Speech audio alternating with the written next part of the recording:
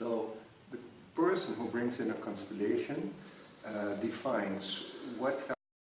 Yeah, well, this is of course an interesting question to talk about crisis.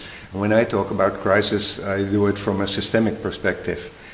And I think a crisis are circumstances that really challenge us to see if the patterns that we brought to light somehow, or that we installed in our society and in our companies, if these patterns are still working.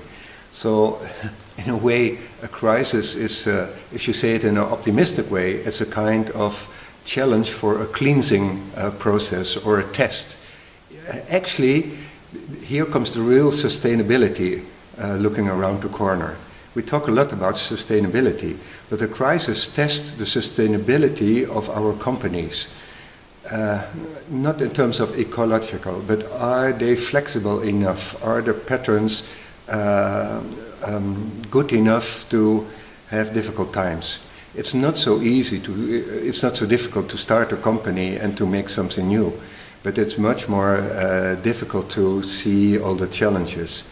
And for example, a crisis challenges us to really focus on the DNA of our organization. What in essence are we? And the more we can focus on the DNA and what are we in essence, in a way this is a form to connect to the roots of the organization or the roots of who you are. And the more you can connect to these roots, the easier it is to build up what's called resilience. That after a crisis that you can somehow come back into your original strengths.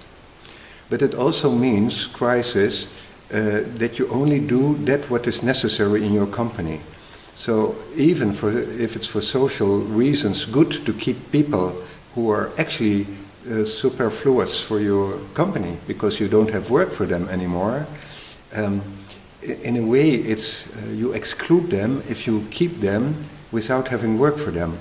So you need to know how to make your company smaller if it's necessary in a good way. How to go back to your DNA in a good way. And one of the key parts is to prevent that you're so overwhelmed by the crisis that you get into shock or you go into a survival state. It's completely normal to go into a survival state, but many people, many companies do not recognize when they go into a survival state. They simply act. And so it would be good to realize for each other, we are going now in a survival state. And what can we do in order to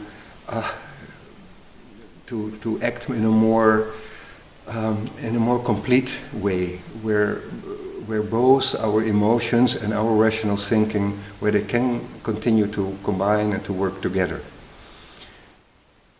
Okay, something like that. Thank you. Thank you very much.